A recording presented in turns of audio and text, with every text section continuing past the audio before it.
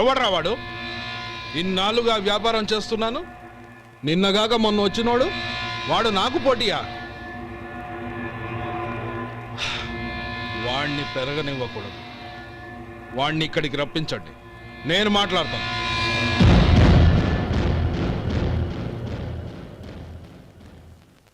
నమస్కారం అండి. రమ్మన్నారంట? నీ పచ్చళ్ళ కంపెనీ మూసేయాలి. నీకెంత కావాలి? 5 లక్షలు ఇస్తాను. చాలా? 5 లక్షలు కాదు, 50 లక్షలు ఇచ్చినా నా కంపెనీ మూయడం జరగదు. బాగా ఆలోచించుకొని చెప్పు. ఈ వ్యాపారంలో పుట్టి పెరిగినోడ్ని, నాతో పోటీ పడకు. నా చేతి కింద 6000 మంది పనిచేస్తున్నారు. ఆంధ్ర మొత్తం నాకు బ్రాంచులు ఉన్నాయి. నేనే మార్కెటింగ్ చేయలేకపోతున్నాను. ఆఫ్టర్ ఆల్ ఒక కుటీర పరిశ్రమలా పెట్టుకొని నువ్వెలా మార్కెటింగ్ చేయగలవు? 6000 మంది వర్కర్స్ని పెట్టుకుని ఆంధ్ర మొత్తం బ్రాంచీలున్న మీరే నా కంపెనీ చూసి భయపడుతున్నారంటే నా సరుకులో నాణ్యత ఉందనేగా. ఆ నాణ్యత ఉన్నంత వరకు నాకెవరూ పోటీ కాదు. ఈ ప్రపంచంలో నేను ఎక్కడైనా మార్కెట్ చేయగలను. వస్తాను.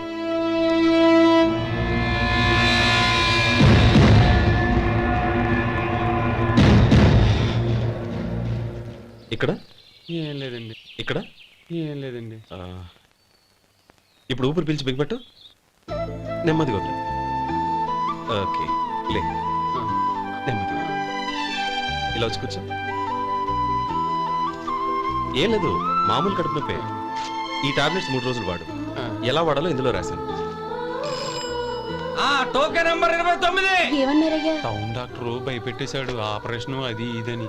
కానీ ఈ డాక్టర్ బాబు ఏమీ లేదని చెప్పాడు. ఈ బాబు 10 కాలాల పాటు చల్లగా ఉండాల.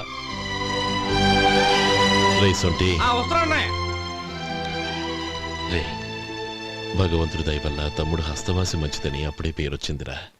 తమ్ముడిని దగ్గరుండి జాగ్రత్తగా చూసుకో. పని హడావుల్లో పడి వేళకి భోంచేయడము. అబ్బే అదే లేదన్నయ్య. 1 గంటకల్లా పేషెంట్ కట్టు, భోజనం పెట్టు. అది అలా జాగ్రత్తగా చూసుకో. నేను చూసుకుంటాను కదన్నయ్య, నువ్వు వెళ్ళు.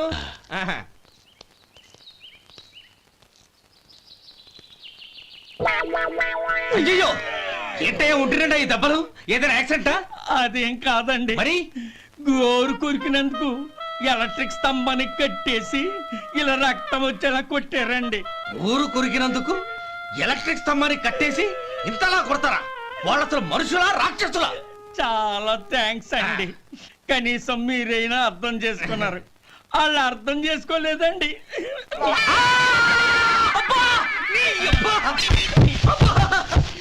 గోరు కొరకడం అంటే ఇదా? నిన్ను కొట్టడం కాదురా, నిలువురా నరికేయాలి. అబ్బా సెప్టిక్ అవుతుందో ఏమిటో. మన 2 ఊర్ల పొలిమేరలో ఉన్న ఈ మల్లికార్జున స్వామి వారి దేవాలయం జీర్ణదశలో ఉందన్న విషయం మీ అందరికీ తెలుసు. ఇన్నాళ్ళు మీ ఊరు వాళ్ళు పట్టించుకుంటారని మా ఊరి వాళ్ళు, మా ఊరి వాళ్ళు పట్టించుకుంటారని మీ ఊరి వాళ్ళు దీన్ని ఇలా వదిలేశారు. ఈ గుడి మీ ఊరికి ఎంత ముఖ్యమో మా ఊరికి అంతే ముఖ్యం. కాబట్టి మన ఇరు గ్రామ ప్రజలు కలిసి దాన్ని బాగు చేయించి కుంభాభిషేకం చేయించాలనే సదుద్దేశంతో ఒక కమిటీని ఏర్పాటు చేశాం. ఈ కమిటీలో 2 గ్రామాలకు సంబంధించిన ప్రముఖులు ఉన్నారు. కమిటీ ప్రెసిడెంట్గా ఎవరిని ఎన్నుకోవాలనే విషయంలో శ్రీ గోపాలరావు గారి పేరు, శ్రీ లక్ష్మీపతి గారి పేరు పరిశీలనలోకి వచ్చాయి. అందువలన మేమందరం బాగా ఆలోచించి తర్జన భర్జనలు చేసిన మీదట శ్రీ గోపాలరావు గారే అన్ని విధాలా ప్రెసిడెంట్ పదవికి అర్హులని ఈ కమిటీ నిర్ణయించడం జరిగింది.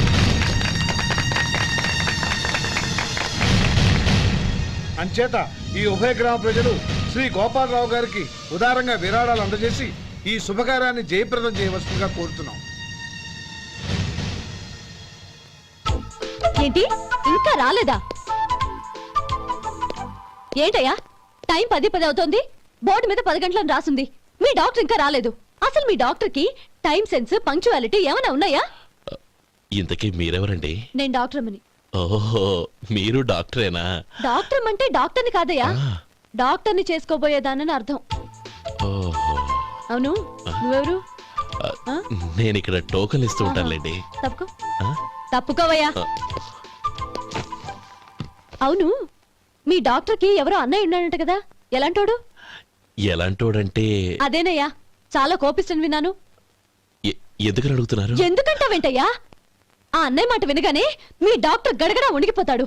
అసలు డాక్టర్ చదివే తమ్ముణ్ణి అలా భయపెట్టచ్చా? తప్పు కదా? తప్పేనండి.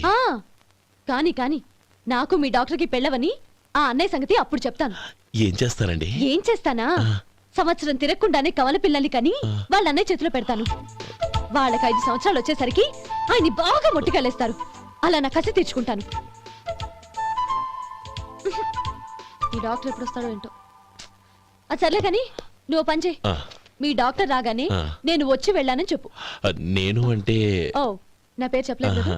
నందిని. ఏం చెప్తావు? అదేనండి, నందిని గారు వచ్చి వెళ్ళారు అని చెప్తాను. గుడ్, పైకొస్తావు.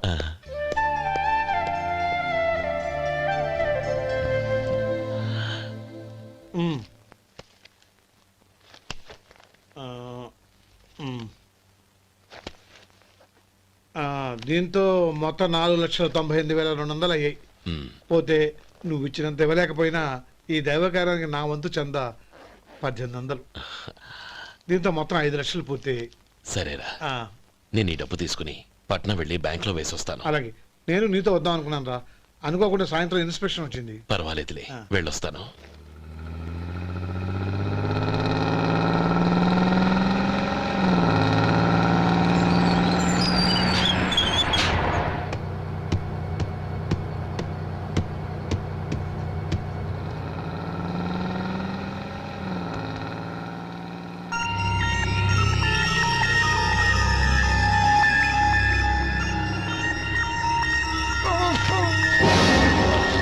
అయ్యో మూర్ఛ మూర్ఛ బసాపండి బసాపండి. ఇదిగోండి తాళం చేతులు గుర్తి. ఈ తాళం అతని చేతిలో పెట్టండి. వీటి వల్ల ప్రయోజనం లేదు. నాలుగు ఖర్చుకోకుండా పళ్ళ మధ్య పెట్టడానికి గట్టిగా ఏదైనా ఉంటే ఇవ్వండి. ఇదిగో ఇది చూడండి.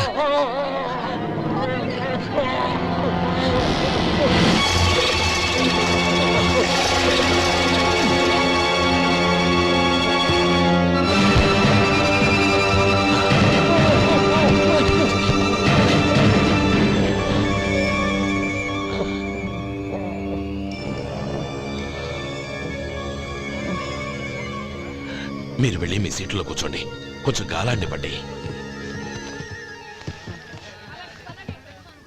ఇప్పుడు ఎలా ఉంది బాబు? ఆ.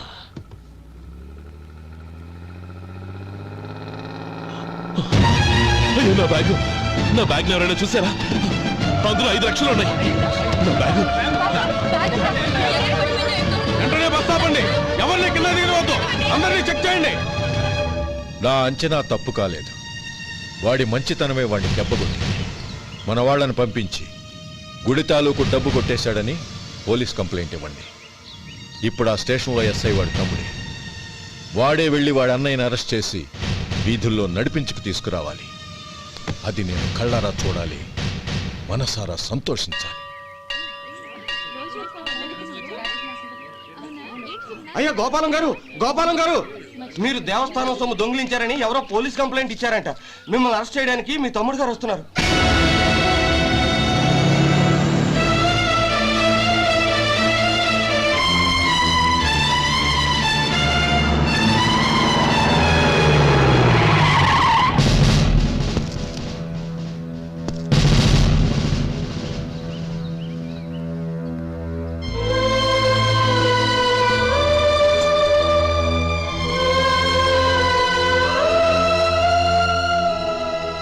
చూడు గోపి, ఎప్పుడు నువ్వు ఉద్యోగంలో చేరావో అప్పుడే తనా పరానే తేడా మర్చిపోవాలి. నేరం చేసిన వాడు నీ తమ్ముడైనా అన్నైనా సరే శిక్షించాల్సిన బాధ్యత నీది. అదే నువ్వు నీ ఉద్యోగానికి ఇచ్చే గౌరవం.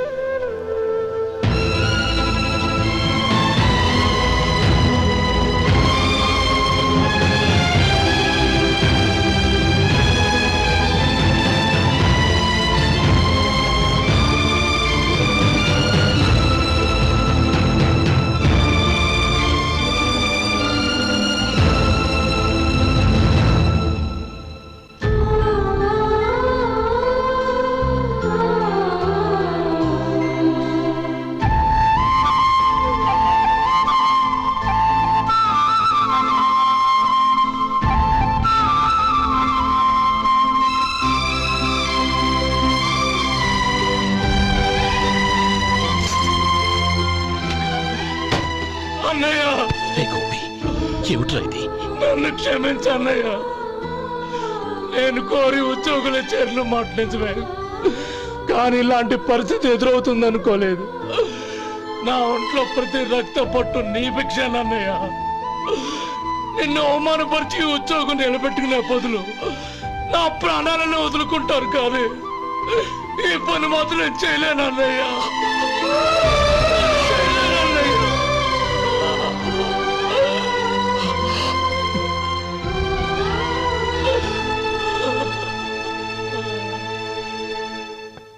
ఏరా, ఇన్నేళ్లు కష్టపడి సంపాదించిన ఉద్యోగానికి రాజీనామా చేస్తావా? కనీసం నీ పెళ్ళాం ఏమనుకుంటుందోనని ఆలోచించావా? ఇందులో అనుకోవడానికి ఏముంది మామగారు? ఎండనక వాననక కష్టపడి ఓ తండ్రి కంటే ఎక్కువగా ఈయన్ని పెంచి పెద్ద చేశారు బావగారు. అలాంటి దేవుణ్ణి అరెస్ట్ చేసే ఆ ఉద్యోగం ఈయనకు అవసరం లేదు. బాగుంది. అన్నకు తగ్గ తమ్ముడు, తమ్ముడికి తగ్గ పెళ్ళాం. సరే, మీ ఇష్టం. నానమ్మ, అన్నయ్యడి. నమస్కారం అండి. ఓ నువ్వా? రా కూర్చో. పర్వాలేదండి. ఏంటి ఇలా వచ్చావు? ఆ రోజు నా కంపెనీని మూసేయమన్నారు.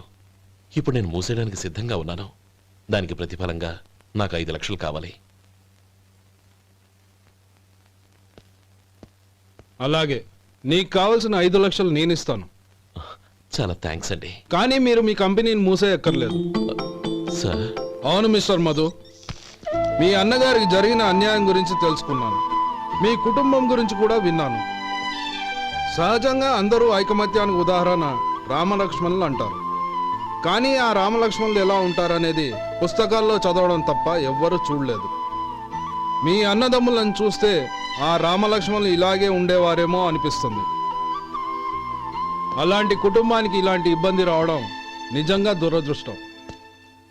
రామునికి హనుమంతుల్లా కాకపోయినా ఏదో ఉడతా భక్తిగా నా వల్ల వీలైన సహాయం ఈ 5 లక్షలు తీసుకో. మీ కంపెనీ పేరు మీదే అన్ని సరుకులు తయారు చేయండి. నేను వాటిని ప్రపంచమంతా మార్కెటింగ్ చేస్తాను. సార్, మీ రుణం ఉంచుకోను. తొందరలోనే తీర్చేస్తాను. స్నేహితుల మధ్య రుణాలేంటి మధు? We are friends.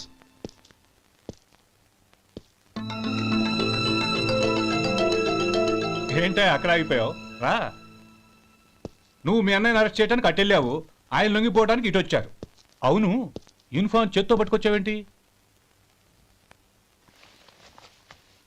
సార్, నేను రే, ఈ మాత్రం దానికే బెదిరిపోయి ఉద్యోగం వదులుకుంటావా? నువ్వు ఇలాంటివి ఎన్నో సమర్థవంతంగా ఎదుర్కోవాలి. నిన్ను నేను ఎస్పీగా చూడాలి. అది కాదన్నయ్య. ఇంకేం మాట్లాడకు. ఇన్స్పెక్టర్ గారు, నన్ను లాకప్లో పెట్టండి. ఆగండి సార్, ఆ డబ్బు ఎక్కడికి పోలేదు. నేనే తీసి జాగ్రత్త చేశాను.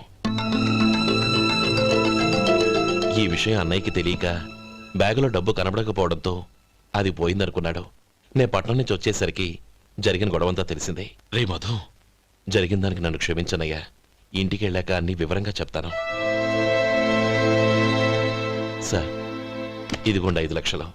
ఇది కమిటీ వాళ్ళకి అప్పగించి ఈ కేసు కొట్టేయండి సార్. భలే వాడివయ్యా. తీసినప్పుడు ఒక మాట ఆయనతో చెప్పుండొచ్చుగా. అనవసరంగా పెద్ద ఆయన స్టేషన్ వరకు రప్పించావు. Sorry sir. అన్నయ్య, మీరింటికి వెళ్ళండి. నేను లెక్క అప్ప చెప్పేసి వస్తానండి. అలాగే. ఎలా దెబ్బ కొట్టాలన్నా కుదరటం లేదు. అయినా వీళ్ళకు ఉన్న పళ్ళంగా 5 లక్షలు ఎలా వచ్చాయి? అదే బావా, నాకు అర్థం కావటం లేదు. నీకు అర్థమైతే ఆశ్చర్యపడాలి, కానీ అర్థం కాకపోతే ఆశ్చర్యమేముంది?